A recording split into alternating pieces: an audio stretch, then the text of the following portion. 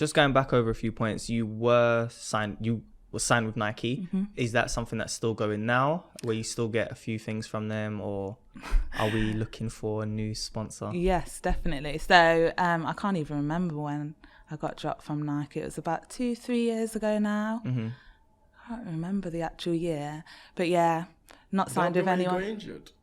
Was that when you got injured? Yeah. So when I got injured, I think it was. I can't remember the exact year. It feels like a long time ago when it's only a couple of years ago, really. Did they give you a reason why?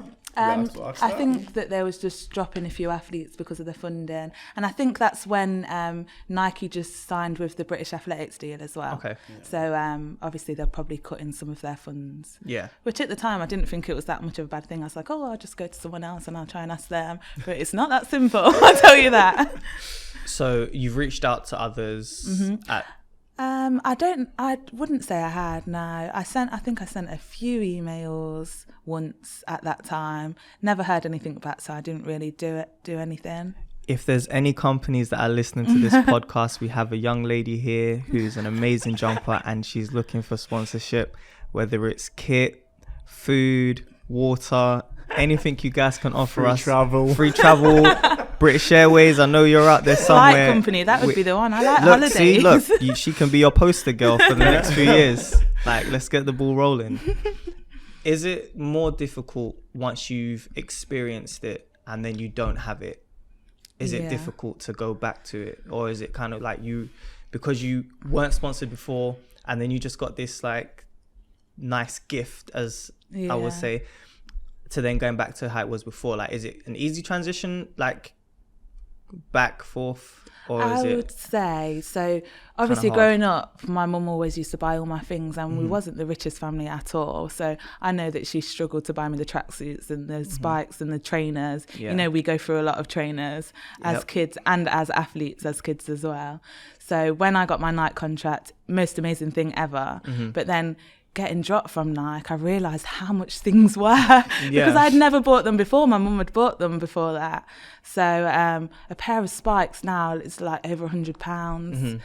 Even to buy a pair of leggings, you're talking about 40 quid. So yeah, I mean, it's a big difference. And even to fund those kind of things, it is difficult, especially when you're not sponsored and you're not working as an athlete. So it is difficult. But I mean, you make it work.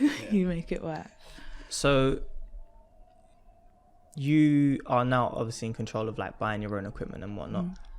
Have you tested the waters with like different companies for spikes and stuff? Because I was always quite Nike driven. I always wanted to wear their stuff, and then they changed like how they made their long jump spikes, and then I stopped liking them. Oh, really? So I tried Adidas and I thought, yeah, they were all right. Tried Asics for a little bit. Have you tested the waters with a few other companies and say, these ones work best for me? I think I've always wore Adidas. When I was younger, growing up, I wore Adidas. When I got signed to Nike, it took me about a year to get used to the Nike shoes, to a point where I didn't even wear the Nike shoes. I wore the Adidas ones and I coloured the lines in.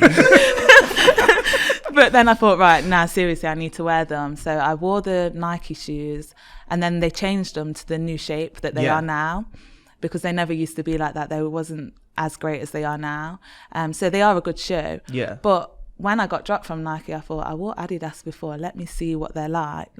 And because I have a lot of problems with my feet, with my plantar fasciitis anyway, the Adidas ones are a lot more supportive. Yeah. So I switched to Adidas shoes, and that's what I wear now. And they're a lot heavier and a lot blockier, but depending on the athlete, what you are. And triple jump is such a hard sport, putting your foot down all the time. Yeah.